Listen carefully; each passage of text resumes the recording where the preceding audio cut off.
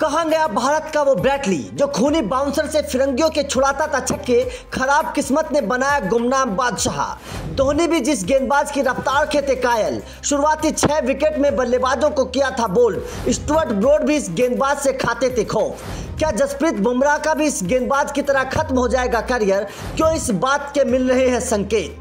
आज के दौर में भारत के पास कई रफ्तार वाले गेंदबाज मिल जाएंगे, लेकिन एक दौर ऐसा भी था जब भारत के पास तेज गेंदबाजों की कमी होती थी। उस दौर में हर देश के पास 140-50 की रफ्तार वाले गेंदबाज होते थे, लेकिन भारत को केवल 125 से 135 किलोमीटर प्रति घंटे की रफ्तार वाले गेंदबाजों से संतोष करना पड़ता था। लेकिन उस दौर में जब धोनी नई टीम बना रहे थे, तब उस गेंदबाज ने अपनी रफ्तार से सनसनी बचा दी थी।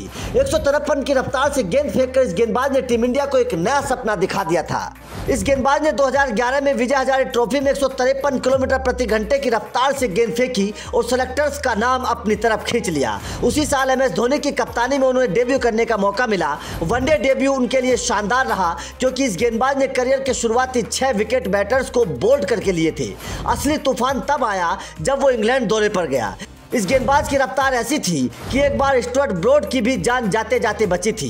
2014 में इंग्लैंड दौरे पर इस गेंदबाज ने इंग्लैंड के स्टुअर्ट ब्रॉड को खतरनाक बाउंसर मारी। वो ब्रॉड की नाक पर लगी। गेंद लगने के बाद स्टुअर्ट ब्रॉड मैदान से बाहर चले गए। स्टुअर्ट ब्रॉड बेशक गंभीर चोटिल ना हुए हो, लेकिन इस रफ्तार वाली गेंद का उनके करियर पर प्रभाव पड़ा। इस गेंद के लगने के बाद स्टुअर्ट ब्रॉड खुलकर कभी बैटिंग नहीं कर पाई। उन्होंने कहा था कि वो इस गेंद के बाद अपना आत्मविश्वास खो चुके हैं।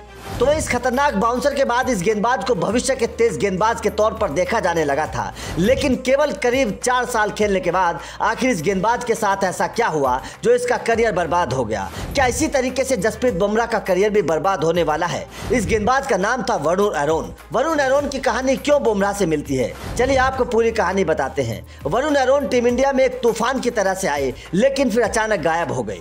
इस खिलाड़ी को 2008 में रणजी खेलने के दौरान पीठ में 2 स्ट्रेच फ्रैक्चर हुए थे। वो काफी दिन तक क्रिकेट से दूर भी रहे। उसके बाद 2011-12 में भी पीठ की चोट के कारण 2 साल का ब्रेक दे दिया गया। 2014 के बाद उनके पैर की चोट ने टेस्ट करियर बर्बाद कर दिया। कुल मिलाकर चोट इस गेंदबाज के ऊपर ऐसी हावी हुई कि साल 2015 के बाद वरुण एरोन कभी टीम इंडिया में नजर नहीं आए। अपने करियर में वरुण एरोन ने भारत के लिए 9 वनडे और 9 टेस्ट मैच खेले, जिसमें उन्होंने 11 और 18 विकेट झटके।